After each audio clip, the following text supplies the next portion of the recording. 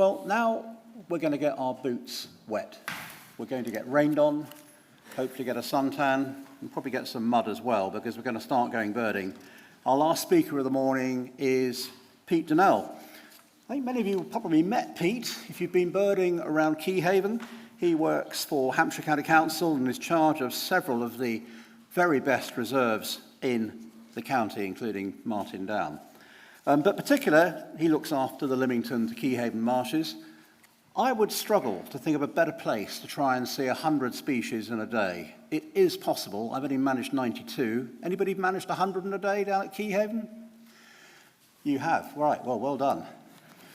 We'll have a look at that list later. Check it out.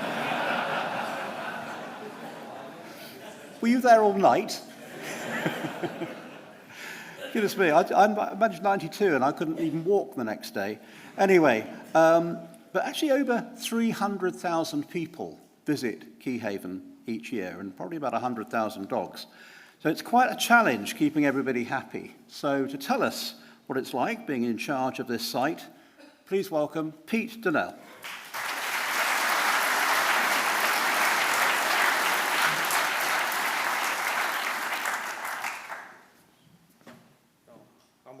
Too. Yeah. So I think it's still on. Is it still on? We turned it off. Right, there we go. We're now on. And brilliant. You have the slides. I'll give you a 5-minute slide. Okay. Cool. Thanks. Okay, well, thanks very much, everybody. It's good to see a few friendly faces in the audience. A few less friendly. Where's Potts? Something's not working. I'm not working.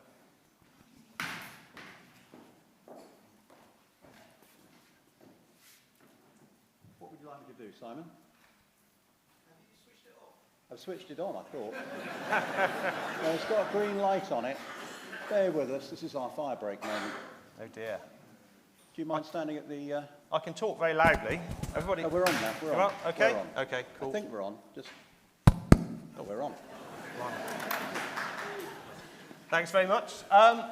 Anyway, I'll ask a quick question, actually, as it's the HOS conference.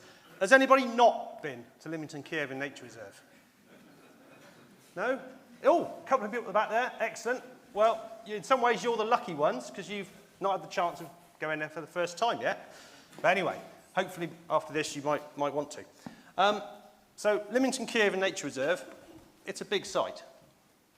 There you go. It extends from the Lymington River right the way down to the village of Keyhaven. About 500 acres, 200 hectares in new money.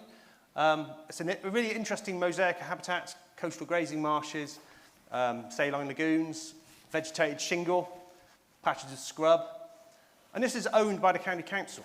It was bought, or initially parts of it were bought, Normandy Farm was bought in 1973, and they added to it over various purchases till about 1985. This was in the days when county councils had some money. They certainly couldn't do it now. This was the same period when they bought Titchfield and all the land over that side of the county as well. So it was a foresightful policy because it's open 24/7, 365 days a year now for people to visit. Okay, so this is the most northerly point of the reserve, looking across the Lymington River. We call this bit Normandy Lagoon because we can't think of a better name for it. But if anybody's got a suggestion, we'll go for it. It's an interesting bit of habitat. It's a reed bed with gorse in it. So you've got reed warblers, Chetty's warblers and Dartford warblers all breeding together, literally in the same patch, which is quite an interesting location. So it extends from the Lymington River right the way down to Hurst Spit. And the county owns several quite substantial chunks of Hurst Spit. And this is one of the bits. And this plant, incidentally, if you don't know, this is golden samphire, absolutely fantastic plant. It's quite scarce, actually. The national distribution is mainly along the south coast. But what's great about it is it flowers really late into the year, right? Flowering right through to November. So everything else is finished. Golden samphire is still doing its thing. So it's quite a cheery plant to have. Okay. For hundreds and hundreds of years, the Lymington-Keyhaven Nature Reserve looked something like this. It was a hugely important area for salt making. Probably the most important area for salt making in the whole of the UK. And there were huge numbers of salterns scattered all the way along this part of the coast. It was chosen for salt making because it's on a relatively warm part of the country. the sea level, there's an area of very flat, low-lying land just in shore, and so they could flood it and flood these salterns, and then they allowed the wind and the sun over the summer to produce the brine solution. It's never quite warm enough in this country to make salt purely from sunlight. I'm sure you'll find that hard to believe. So they had to pump the solutions using Archimedes' screw into boiling houses and, boiled the salt. And they were making 4,000 to 5,000 tons of salt per year on this section of coast at the peak of the industry. It was hugely important. If you go to Lymington, all those fine Georgian houses on the high street, some of those were built with the proceeds from these marshes. Unfortunately, once the railways got to Cheshire, you could dig the stuff out of the ground, famous Cheshire salt mines. The value of salt plummeted, and this was no longer a viable industry. And the last saltern closed in 1865. So, what do they do then? So there's a map there. That's a map from 1811, and you can see here all the salterns marked. It really was a hugely important industry, and yet now you go there now, there's relatively little to see. So what did they do? When the salt industry finished, you owned the land, but you couldn't grow crops on it. It was really polluted by salt. All you wanted to do perhaps was graze it. You put some animals on it. But unfortunately, it flooded constantly because it's next to the sea. It deliberately had a low-lying sea wall so that the water could inundate the salt pans. So they constructed a sea wall all the way along the coast. They needed material to make those sea walls. So what they did, they basically dug it out of the ground, the nearest they could. You can see these saline lagoons are actually just borrow pits for the sea wall. These would have been dug out sometime in the sort of mid to late 19th century. They constructed a rudimentary sea wall, and they were able then to graze the site. And cattle came off the New Forest. Apparently, they used to drive the cattle up Lymington High Street onto the marsh. It's been a fantastic sight. I'd love to see that now on Saturday morning. Might cause a bit of mayhem. But this, as is often the case on the coast, things that people have done for perfectly sensible reasons, they needed to protect the land from being flooded, they wanted to graze it, have created some fantastic habitats. And so you've got this string of saline lagoons now. That's Oxley Lagoon, Pennington Lagoon, Jetty Lagoon, Butts Lagoon here, all quite famous names in bird watching in Hampshire because they all get really good birds.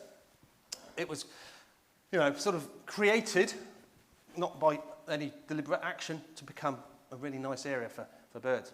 So I've been asked to talk about Lymington-Keyhaven through the year, rather than start in January, which is more traditional. I thought I'd start now. If you went down to Lymington-Keyhaven today, what would you see? And more, perhaps importantly, what would you hear? It's a fantastic reserve for lapwing. 44 pairs of lapwings nesting last year. Really, really high fledging success. We didn't do anything like the same analysis that Lizzie did, but with chicks everywhere. Chicks coming out your ears. It was a good year, though. So it's an audio landscape in some ways at this time of year. If you walk around the marshes, walk along the seawall, you'll hear lapwings, that lovely peewit call with the birds displaying over the area. You'll also hear loads of these, the constant call of Mediterranean gull. Yow, yow, yow. Someone said it's the Lymington gull.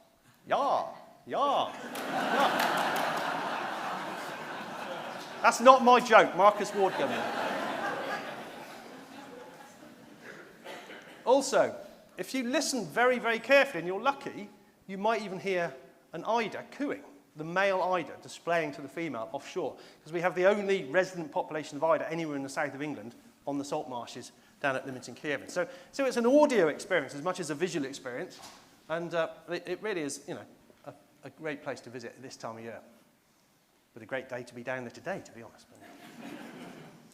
I mean, one analogy about the Lymington-Keyhaven Nature Reserve is it's a bit like an international airport.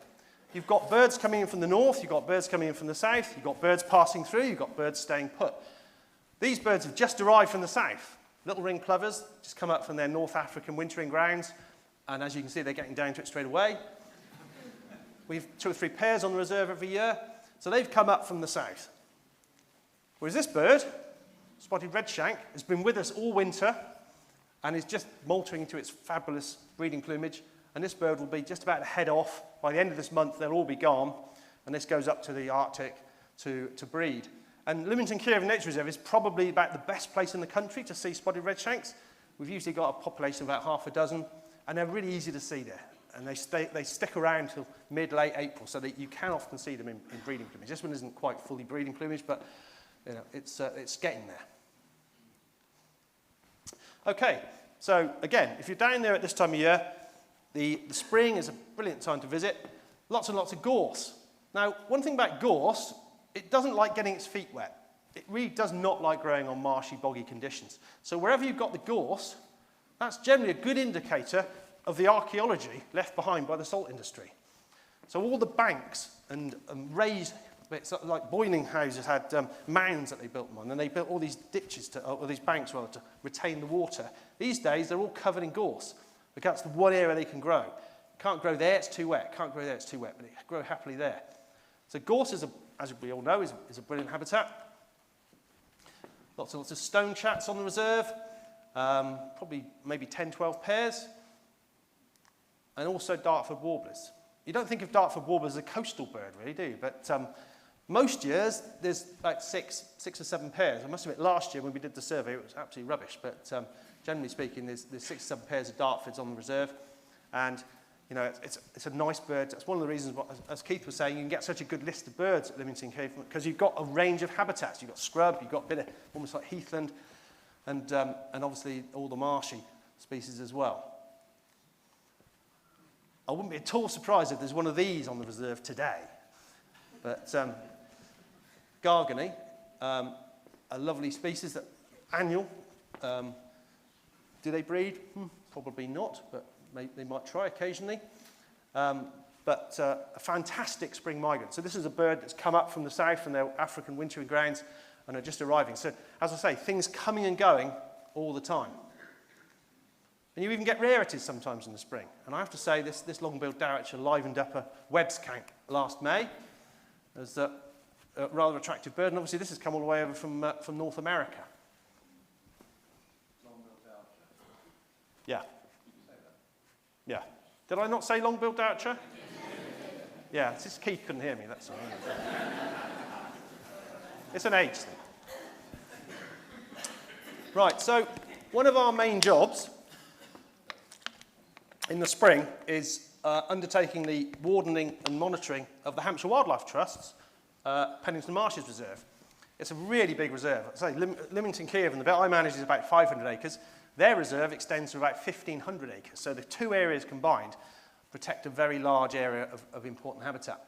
Offshore, you've got salt marshes, mudflats, and these shingle ridges, these chanias. And every spring, we put these signs out asking people not to land on the islands, because there's obviously a lot of recreational boating and yachting and kayaking and kite surfing and millions of new things every year. Now, what are the main species we're working to protect out there and monitor? Well, this one is one of the major species out there, black-headed gull. The largest remaining colony of black-headed gulls in Hampshire are on the salt marshes off Lymington-Keyhaven. When I first went down to Lymington, or work at Lymington about 22 years ago, we were getting about between 7,000 and 8,000 pairs per year, black-headed gull, on the offshore salt marshes. This year, we had 4,110 pairs, and that's about as much as we're likely to get. The carrying capacity of the marshes has reduced enormously, and the extent of the colony has also reduced enormously. It used to extend from Pywell right the way down to Hurst Spit. Now, it's concentrated either side of the Lymington River, and very, very few birds nesting anywhere else. And this next slide will show you why. The rate of sea level rise in the Solent is extremely high, higher than the marshes can accrete, and so the birds are living in a very precarious environment. They choose to nest out there because they're relatively safe from predators. There's no foxes out there, but you're putting yourself at a lot of risk for other things as well. So obviously, high spring tides, the marshes tend to flood, and this bird has made the sensible move of building a nest very high. Maybe it's an experienced bird, maybe it lost one the previous year. A lot of birds don't do this, and they get flooded out. So we lose quite a lot of birds. But, you know, how do we know that we've got 4,110 pairs of black-headed gulls in the marsh this year? Well, the answer is obviously we count them. And we count them using pasta, which is a great mesh. Fusili, specifically, fusili. It's the best. And I don't know if you've ever tried counting a black-headed gull colony. It's not easy because they sit very close together. They're beak stabbing distance apart, basically. And you can walk through and go, 1, 2, 3. Did you get that one? I don't know. Did you get that one? It's impossible. So what you do, you get a group of people, give them a bag of pasta, 500 bits of pasta in each bag, and you walk through the colony slowly. You put a bit of pasta in every nest. And when you walk through, you just work out how many bits of pasta left you've got. And there you go. That's your black-headed gull colony. It's not rocket science, is it? Well, you know. The only downside to this method is black-headed gulls absolutely hate pasta in their nests. They can't stand it. You go about 30 yards past, straight in. First thing they do is flick the pasta out the nest. So, the golden rule with counting black-headed gulls is never go back. Because when you walk back through the colony, there's loads of nests without pasta in. Oh, look at it. Did I miss it? The other golden rule is wear a hat. There's Martin Cooper there in the front. Here we go. That's about the only time when black-headed gulls look quite cute. And if you look carefully with these two chicks in the foreground have still got the egg tooth, that little white tooth up there. If you think about it, an egg is an incredibly strong structure. It needs to be very strong. It's not easy to get out of. And so they use the egg tooth to break the egg from the inside. This chick's probably a day or two older. It's lost its egg tooth. And they'll crack it out and they'll spread the shell. And what's interesting, when you walk through the colony, you'll often see a gull chick that's just emerged from an egg and it's still soaking wet. It's lying there. It's absolutely knackered. It's just like this. And there's two halves of egg either side of it. It's obviously really, really hard work getting out of a shell. But it's not just gulls nesting out there. We also have good populations of terns nesting on the offshore shingle ridges, the chanias, which run along the edges of the salt marsh. And this was a sandwich tern colony about 4 years ago now. This was 315 pairs of sandwich tern. This is the largest colony we've ever had in the southwest Solent. Unfortunately, they were all predated, which is a real shame.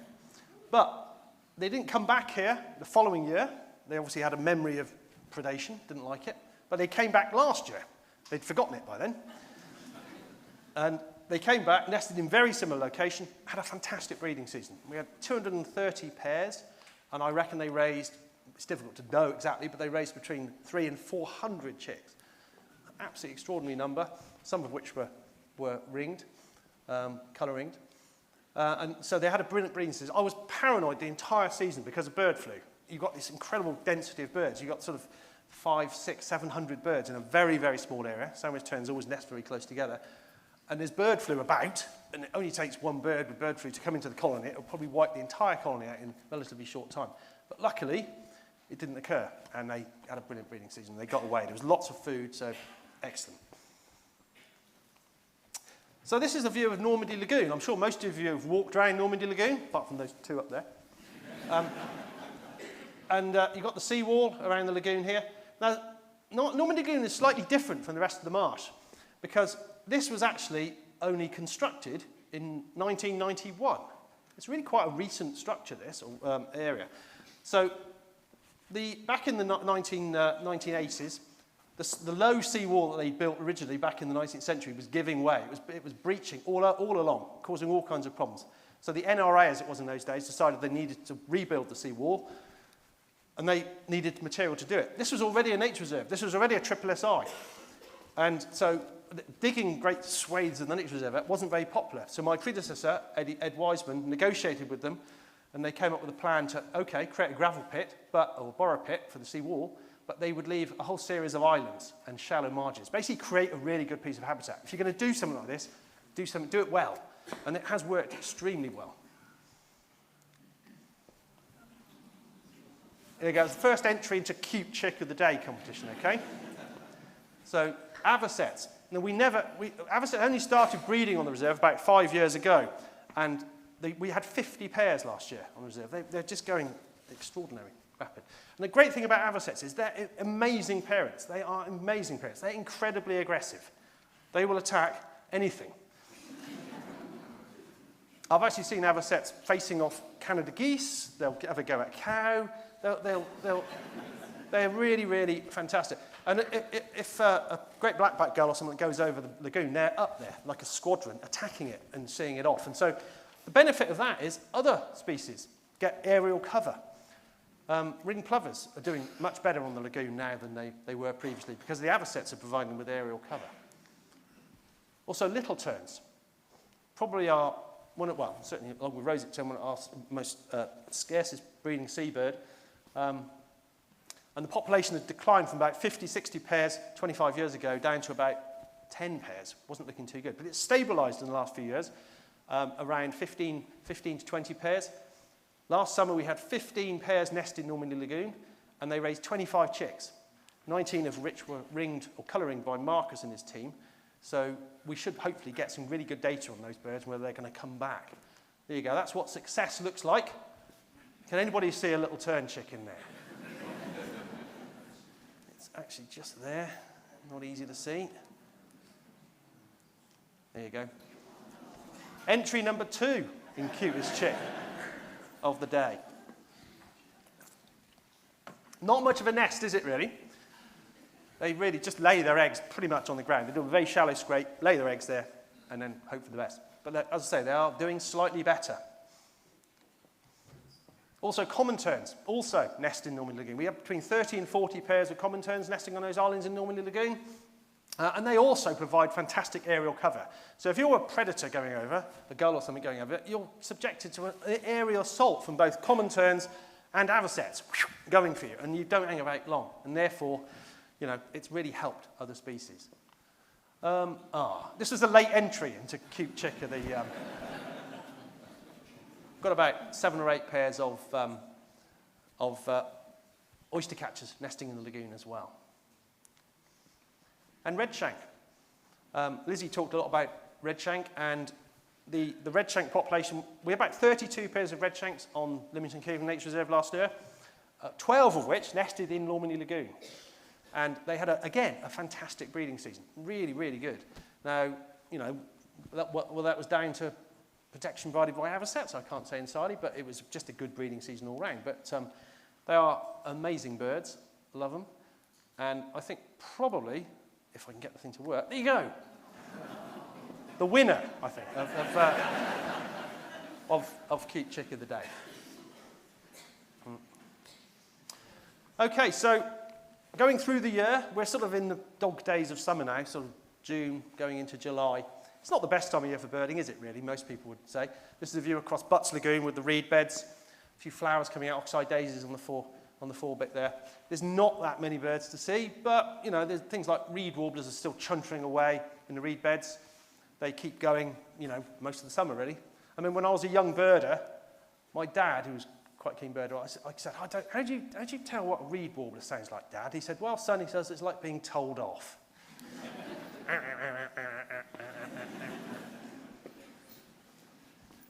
So anyway, the reserve, as Keith mentioned earlier, the reserve has huge numbers of visitors, 350,000 per year, we estimate now.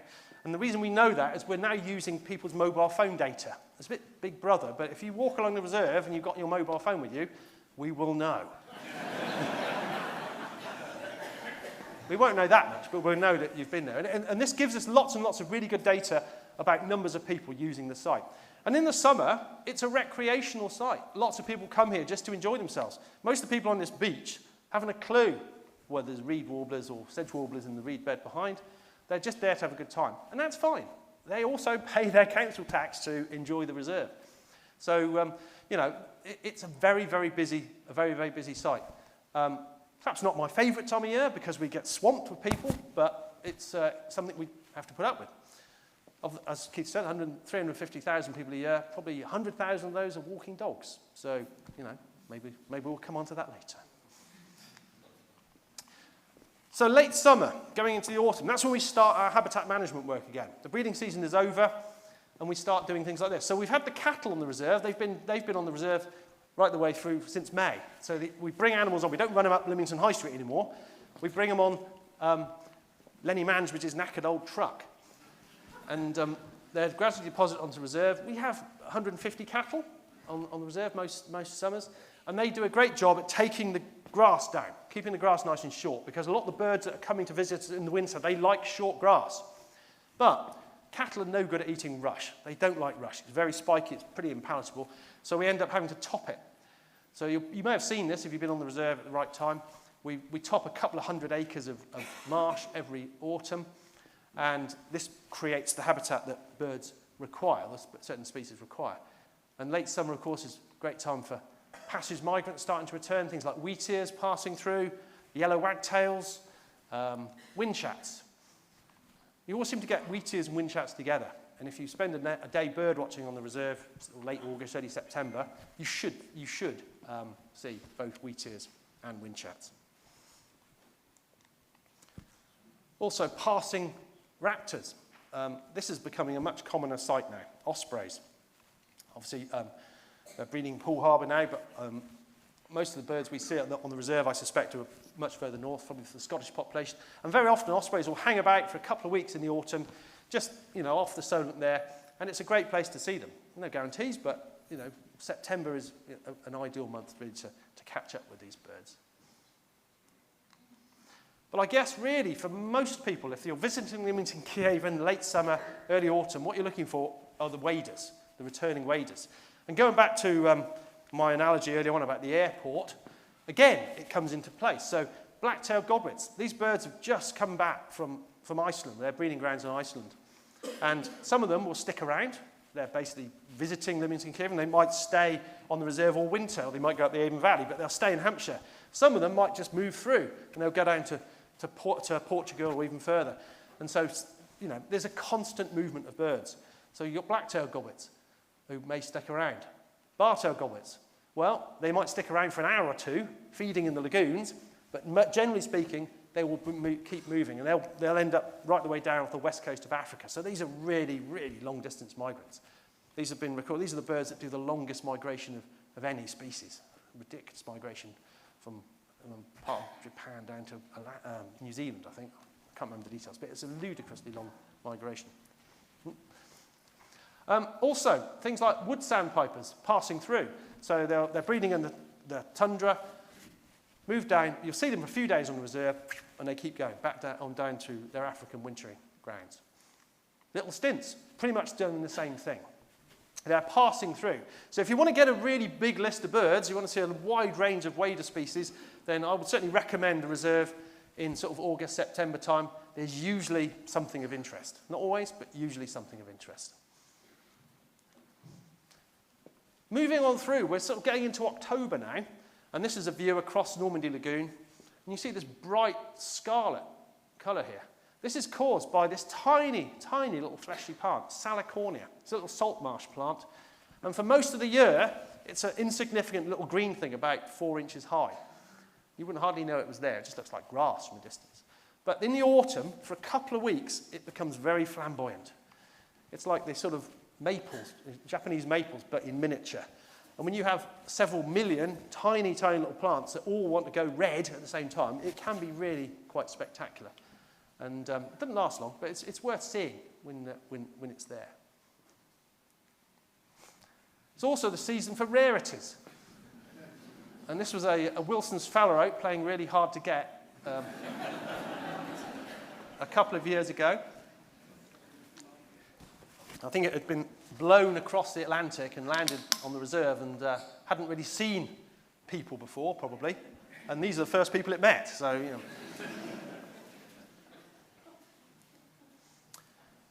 So going through into sort of early part of the winter, numbers of waders start to build up.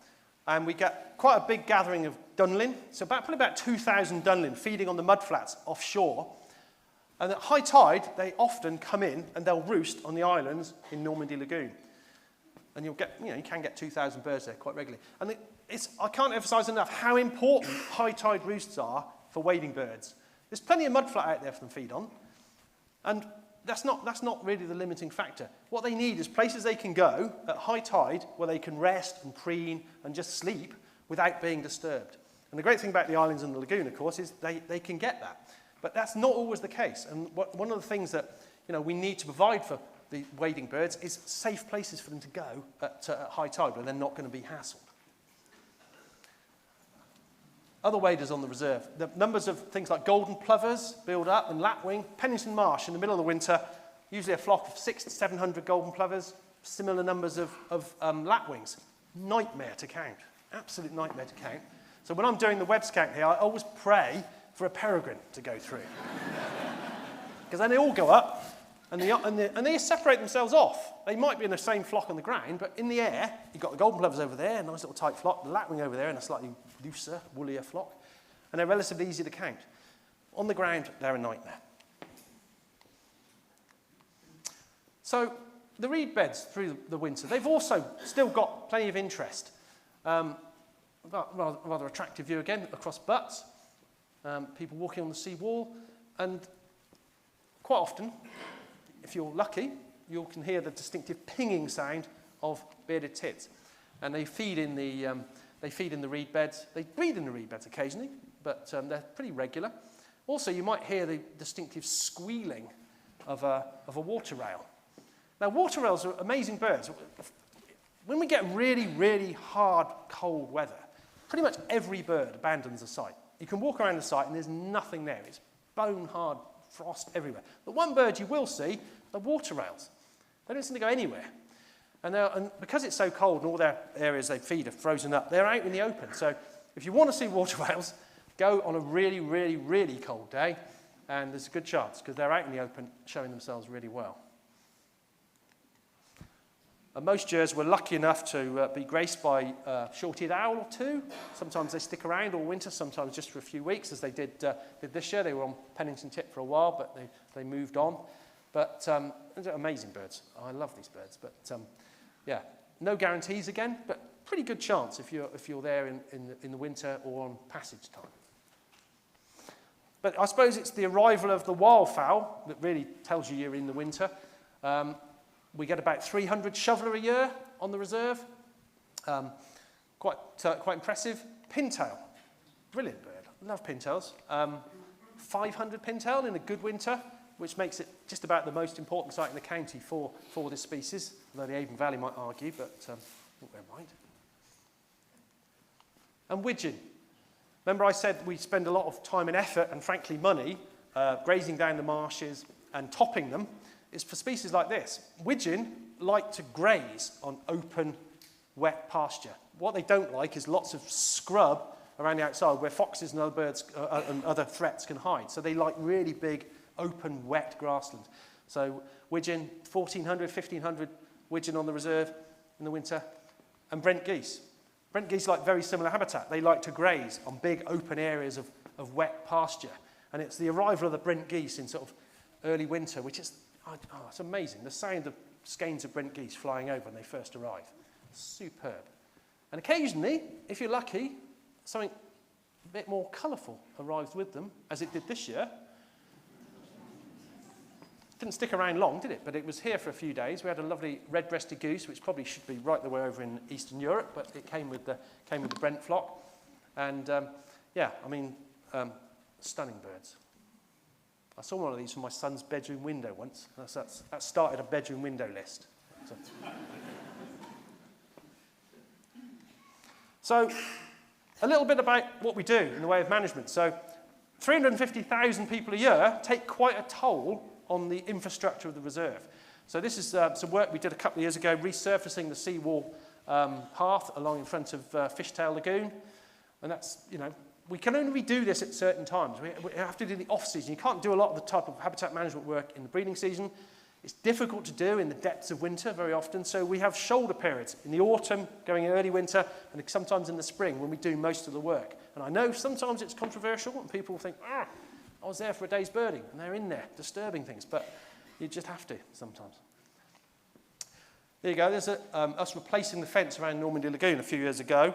We've got about 25 miles of fence on the reserve. So there's always some of it that's knackered and needs replacing. And this was a specialist contractor actually that did this because it wasn't that easy fencing. But it's quite interesting. This is the job, the finished job. And one of the great things about Lymington-Keyhaven is you get brilliant views of birds. And you get brilliant views of birds because they're used to seeing us. Got the sea wall. 200, 300,000 people a year walking along the sea wall. But the birds in here know there's a wet, very wide ditch. There's a fence here with 2 strands of electrified wire on top of that. And they know full well that neither the people or their dogs are going to get anywhere near them. And they feel safe. They don't care about people walking past. Birds get very rapidly habituated to movement of people. Even noise. They're not that fussed about noise generally. And so this is one of the reasons why you can get some fantastic views of birds at Lymington-Keyhaven, is because frankly, there are so many people there. And we put in quite a lot of infrastructure to make it possible. We can't do it on all the reserve, and we may come to that again later, but about 2/3 of the reserve is not accessible to people, apart from the sea wall. But that's all it needs to be, because you can see the birds well. And the seawall is in its own right a really interesting habitat. Lots of plants along there, things like rock samphire, which is really a coastal cliff plant, and rock pipits. And offshore in the winter, you can get great views of things like red-breasted mergansers. This is a sawbill, and you can see the serrations on the edge of its bill there, rather nice in this photograph. And they chase fish under the water, so they're pretty slippery fish, so they pounce on them with the serrated bill. And Slavonian grebes. Again, I think we had up to about 10 this year. It was crazy, Slavonian grebes. And one of them was actually going into breeding plumage before it disappeared. So again, the seawall is a great place to watch birds from. In this final section, I'm just going to talk quickly about some changes that have taken place in my time, really. So 22 years ago, when I first started working there, marsh harrier was a rare bird. It was a bit of a red-letter day if you saw a marsh harrier on the reserve. Now we see them every day. And marsh harriers are breeding at several locations along the Hampshire coast. So, it's not all doom and gloom. There are some really quite interesting sort of success stories out there as well, conservation success stories. I think we do need to promote them. Not just marsh harriers, spoonbills. We had 20 spoonbills on the reserve most of this winter. It was amazing. I remember vividly the first time I saw a spoonbill on the reserve. I was in a hammock in my back garden, just lying in a hammock, and a spoonbill flew over. I fell out of the hammock. I wouldn't fall out of a hammock for one now, because you see them all the time. So spoonbills are on a rapid upward trajectory, which is fantastic, because they're amazing birds. And the great thing about spoonbills is non-birders love them, absolutely love them. There's a number of times you walk around the reserve and there's a spoonbill just feeding in the lagoon or just offshore, and people are walking their dog or going with their family, they say, what's that? That's an amazing thing. They are brilliant, brilliant birds for people to see and connect with the reserve. Also, great white egrets. Again, a mega rarity not so long ago, but the RSPB have got great white egret farms in Somerset, and they churn them out, and they turn up all over the place now, and what a fantastic bird. Cattle egrets, the same. Cattle egrets are breeding in Hampshire now. That didn't happen in the past. Cattle egrets, all these birds that we used to think of as sort of Mediterranean species are now really, making Hampshire their home. And so this is a rapid change. It's not all good news. We've lost yellowhammers breeding on the reserve in my time, which is really annoying. Not much we could probably do about it. But so there are upward trends and downward trends, but a lot of these species are doing well. Anyway, I think it's traditional to end a talk on a sunset. So there you go. It's a nice view with some egrets in the foreground, but I'm not going to do that. I'm going to end with a shameless plug, because I don't just look at birds. I also illustrate them, do printmaking and stuff like that. So if anyone wants to see any of this, then I'm in the exhibition centre over there. Thank you very much.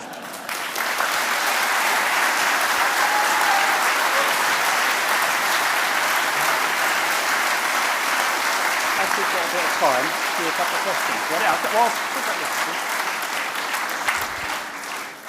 Fantastic. I was going to say, are you just going to do a bit more plugging? Yeah, I just plugged these two, actually. If anybody wants a leaflet about the reserve, I have a large pile on my stall, strangely enough. These are free. Also, Ed Wiseman's fantastic book about the marshes, One Man's Marshes, with lots of Dan Powell illustrations, but don't let that put you off. And Dan's got some for sale today, so if you want to know a bit more about the reserve, then go and see Dan. He's got some on his site. So, yeah, thanks very much. Pete, we've got a couple of minutes, so I'm sure there are people who are motivated by that. First question from me. Have you ever seen 100 birds in a day? I think I have, Keith, but I'd have to check my notes. Right, swiftly moving on. Any questions for Pete about the reserve? Well, I know there are going to be questions in the second half, but yeah. How are you intending to control dog? How are you going to control dogs? Well, I mean, to be honest, I know people get very het up about dogs, and they can be a problem, but I mean, we've got, I say, 300,000 people on the reserve each year, perhaps 100,000 dogs. Of that, maybe 1% misbehave, or the owners allow their dogs to misbehave. So, you know, but that's still 1,000 dogs. It is a problem. But I think, in reality, the other things are worse for the species. You know, breeding waders are more likely to be predated by foxes or corvids than dogs. And I think that's been shown in the forest as well. Yeah, dogs are a pain. And I think, you know, people talk about signage, put signage up. Well, frankly, if you own a dog, you know that you shouldn't allow it to crap on the floor and you don't pick it up. You know that. If you're not going to do it, you're not going to do it. You're going to ignore a sign that says you should do it. And so it's not an easy nut to crack. I mean, the two things I get complaints about, more than anything else, is dogs, issues around dogs, and cyclists, mad cyclists along the sea wall. But yeah, those two things, and occasionally bird watching groups as well. Well, dogs are definitely going to come up a bit later on, I think, because I asked you all for questions for the afternoon session, and I think 15 people asked that question, David. So great. And I've got time for another quick one. No, you're scratching your head. Yeah, Sebi. That's a really good question. Let me just repeat that. What's the most important bird on the marshes for conservation efforts from Sebi? I'm going to go with little tern, because that's a species that's declined so much, and we have put quite a lot of effort in over the last few years to improve its habitat and try and encourage it to breed in the lagoon, which is a relatively safe environment compared to offshore. So yeah, I'm going to go for little tern. Great question too. Yeah. A plug for Huskies. This is for the people who haven't been to Keyhaven. There's a walk next weekend. Who's leading it out of interest? Some bloke called Ian? Ian Packer. Okay. Well, look, Pete, thanks very much. A wonderful, light-hearted, but very, very important conservation talk. Thank you so much. No problem.